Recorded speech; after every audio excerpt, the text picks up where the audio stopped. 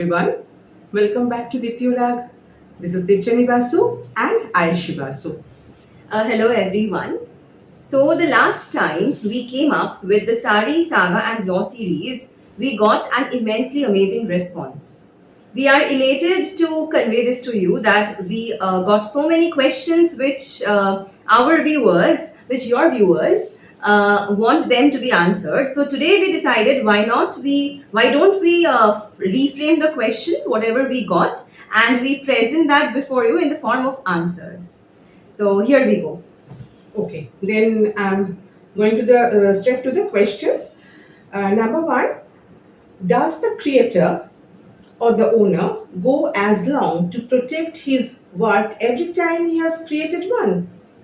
Most creators now are paid by companies, applies for copyright under their own company names or create a trust of the employees, and the original creator is completely blindsided. Thank you for the question. So, firstly, when a creator, with regards to copyright, when a creator is creating anything, because the last time we have already discussed what kind of creations come under copyright, I'm not going into the nuances of that particular aspect. So, copyright is a right per se. For example, when we live in a country, we are supplied by some basic rights. Similarly, copyright, whenever we are creating, there is absolutely no requirement of the same to be registered. We are creating something and it will automatically give us copyright provided this particular thing is published, that is, it is presented before the eyes of the public, and secondly, it is presented on a tangible medium, not in an idea form, it is on a tangible medium. So once these two things are being covered, the creator automatically gets the right of copyright. Okay, so the answer to our first question is when any creator is creating something and the same is available on a public platform, that may be an online platform or an offline platform, there is absolutely no need for the creator to go ahead and get himself or herself registered. That is not required. Only the publication or he or he has to publish the Right. So because until and unless it is published, we are not going to know that this thing exists, right? So it must come before the public eyes, and you get your your right. Uh, yeah. হ্যাঁ sure, should I? ঠিক আছে. So should I also convey this in Bengali? yes. So যেটা হয় সেটা হলো যখন আমরা copyright সম্পর্কিত কিছু সৃষ্টি করছি, তখন সেই যে জিনিসটা সৃষ্টি করছি তার আলাদা করে রেজিস্ট্রেশন লাগে না। আমরা যে সৃষ্টি করছি এবং সেটা পাবলিক কোনো প্ল্যাটফর্মে থাকছে, সেটা অনলাইন হোক বা অফলাইন হোক, এই পুরো জিনিসটা যেন কোনো একটা ট্যাঞ্জিবল মিডিয়ামের ওপর থাকে, বাস এই তিনটে ফ্যাক্টর কভার করলে জিনিসটা অটোমেটিক্যালি কপিরাইট পেয়ে যায়, তার তার আন্ডারে অন্তর্ভুক্ত থাকে। মানে তাকে কিছু একটা পাবলিশ করতে হবে ব্যাপারটা, না হলে লোকে জানবে কি করে, পাবলিশ এক্স্যাক্টলি মানে এভিডেন্স হিসেবে থাকবে কি। Correct publish exactly publish is equivalent to evidence, আর এই কারণে লোকের চোখের সম্মুখে থাকতে হবে জিনিসটাকে। সেকেন্ড কোয়েশ্চনটা can you please repeat? Hundreds of such artists' work in various sectors are now stolen without even the creator's knowledge. They do not know what they are signing away. Making the creator aware of such ownerships and helping them to protect themselves under a copyright is the first step. And number two, are these organizations who spread awareness and could help such artists because they definitely do not know how to go about the lawyers, how to go about, and lawyers' fees is far from their ঠিক আছে, এই অবধি থাকুক, তাহলে I'll be answering this part of the question. I think this mainly focuses on how do we make people aware. Exactly. So with regards to this, I do get that there is a lot of issues when it comes to awareness throughout every place, every locality, territory, and every country. This is not a proven fact, but this is a known fact. So what can we do, or what is done? Currently, the central government has numerous schemes to provide for awareness and to spread awareness. So India. previously, yes, right. So the government of India is currently working with regards to the same. Not currently, it has been working since the last several years. So what, like for example, I was also associated with one such center previously. This is known as DPIIT. So there is a mandate currently that DPIIT must be operational in every university, at least one center. There should be at least one center, and the main function of DPIIT is go to the rural areas, go to the backward areas. There exist numerous small creators, weavers, and various such categories of people. What we want as, or what this DPIIT intends is to go to these areas, make them aware that listen, this is your right. You should know about your right before you are selling away your right. Do you? So again, this is not in relation to copyright, because when it is concerning copyright, it is automatically registered. This is mainly in relation to design, because the last day we were discussing about the difference between design and copyright. So design needs to be registered. So what DPIIT or its members do, they do is they go to these localities, they spread awareness, they tell these small creators that please get yourself registered when it comes to design, or listen, you have a right. Now the main question that might arise is, what about the fees? The fees is really negligible, and even if someone has to pay something, DPIIT vis-a-vis the central government or the government of India, what they are doing is they are making like they are paying this particular quantum of money on behalf of the DPI, on behalf of the small creators. So what I have, Actually, the question is, as the lawyers are high priced, yes, yes, high yes. fees, then what are the other institutions, what are the other organization which may help these people, these people. So this creators? is like an alternative which everyone should be aware. So again, if you are a small creator, please be aware of the fact that you can get yourself registered. Just search which DPIIT operates in your state or in your locality. Just go and talk to these people. They are really educated and qualified on the grounds of intellectual property right as well. So the main motto of DPIIT is to promote trade commerce, and by means of promoting trade commerce, promote the right concerning intellectual property rights. So this is a very good alternative, and since I have previously worked with DPIIT, I have seen how they are constantly conducting so many workshops in very backward areas, rural areas, and also one excellent thing is these workshops are being conducted in local languages, so that the creators can actually understand what they should be doing. Next one. Intellectual property right has been talked about so much, but the creators who live a hand to mouth existence feel helpless to protect their own right, own work, much less their own jobs. Multi-million dollar companies own all artists' work, and it is written in their employment clause because their revenue is completely dependent on these artists. Right. So This I, applies to all the big brands out there because they became big on the skills of these artists. yeah. Okay, thank you. So I think what this person wants to ask is, what about the employees who are very voluntarily agreeing to selling their copyrighted product to some big corporate house, correct? Hmm. Okay. Actually, we are assuming that once they are signing in any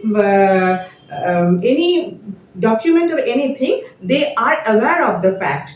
And if they are not aware, the DPIIT will help them. Right, like this is in relation to small creators, Yes. not necessarily employees. No, just a minute. Sure. The question is, IPL has been talked about so much, but the creators who live a hand-to-mouth existence, definitely small creators feel helpless to protect their own work, much less their own jobs. So I think the previous question which we answered will suffice this question's answer as well, as to what the small creators should be doing. Multi-million dollar companies own all artists' work, and it is written in their employment clause. Actually, when they are Yes. Okay. Should I say, or do you want to No, add no, no, no, something? it's your- Okay. Change So- the question to me. Sure. So this I have also seen that this is an issue where people are asking that what happens when someone, for example, I am working in ABC company, which is, let's say, a big fashion house, for example, or a textile industry. So I am creating something, but the name, or like the fact that this belongs to the copyright genre, the right is being attributed to that particular big corporate house. So what about me? Am I actually the copyright owner, or what is my right here? So while discussing this, we should first understand that, for example, let's take a very basic example, newspaper. You will see that in newspaper, when someone reports a news, primarily, yes, this person is the creator. But at the same time, the newspaper agency also has a right over the creation or the write-up. Correct. So similarly, when it comes to big corporate houses, I being an employee, when I'm signing a clause that, listen, my product are going to be your product, this is something I am doing upon my own volition, I know that this entire thing is no longer going to be called mine.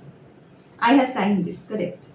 So even after signing this, if I feel that no, what about my right, then that is a completely wrong aspect, because this works in a quid pro quo aspect. I am giving something, I am getting something. For example, if I was making the product and I was selling the product, this product would not have got the goodwill of the company or the big corporate house. The reputational value that the big corporate house is already has while it is selling the product. So if I was trying to sell this product, a very selected set of people would have actually got access to my product, because no one, I don't know anyone, correct? So I am giving my product and I am giving away my copyright, and in lieu of the same, I am getting the goodwill, I am getting a proper quantum of money. Now, with regards to the quantum of money and everything, that will not exactly come under the copyright law genre. That will again be decided under the labor law, the employment code, and the salary which they are getting. That is completely under different genre. But this is acting like a give and take policy. You are giving me money, you are giving me goodwill, you are giving me your reputational value in lieu of the product which, or the right which I am giving away. And this is also discussed under copyright. There is something known as assignment of right, which specifically says that yes, copyright can be assigned, or any intellectual property right can be assigned in lieu of a specifically decided quantum of money that I am also deciding. And also, if after everything I come to a conclusion that, oh no, my right is gone, what about me? No, when I signed the clause or when I signed the documents initially, I specifically agreed to that particular amount of money. The fact that the right is no longer going to be my right. So even after knowing all these, I claim something else that is not in accordance with the principles of law, right? And there is also a saying that you must be aware of the legal provisions of your country, or of the land to which you belong. That is the law of the land. If not, it will be your fault. So I think this addresses the third question which you just discussed. A different segment of question. Many people post different stories, article, etc. in social media. A very relevant question. Are they copyright protected? If yes, and if they found it is copied by someone else, what are the steps he or she can take? Right. So, when we are talking about online platforms specifically, the best thing is it is available to every public who is using that particular platform. So, the highest accessibility to the fact that this belongs to me can be guaranteed on a social media platform. Secondly, when we are posting something like story, like a write up or anything on a social media platform, we are giving a segment of our right, which is not the entire copyright. We are not assigning the copyright, but we are giving the licensing right aspect of copyright, which means it still belongs to me. The copyright belongs to me, but the right to post it belongs to you. That is the platform on which I am posting this particular thing. So where to find these aspects? We can easily find these policies in the community guideline of the application or the platform on which we are making the post. And yes, it is copyright protected. No other user will be able to use your post, your write up, your story without your permission. And if this person has done so, generally what I have seen happens is in YouTube, what happens is so before making a post, they constantly check the contents as to whether this content is Previously posted or not? has been previously posted or not, right? So if so, then YouTube will never allow this your post to be posted by someone else. And especially on Facebook and things like maybe any blog, if you have posted something and someone else has committed a theft with regard to the same, you can instantly file a complaint on that particular platform itself, and it will automatically register your complaint. It will screen whether its contents are similar, and it will probably it completely removes and sends a warning to the person who malpracticed on the concerned platform. So I think that answers the last question. Okay, so Thank you so much for. I hope this addresses the questions and queries which came before us, and we would be really glad to continue with the Sari Saga and Law series on your channel. thank you. So, all of you, a good night and have a good day. Thank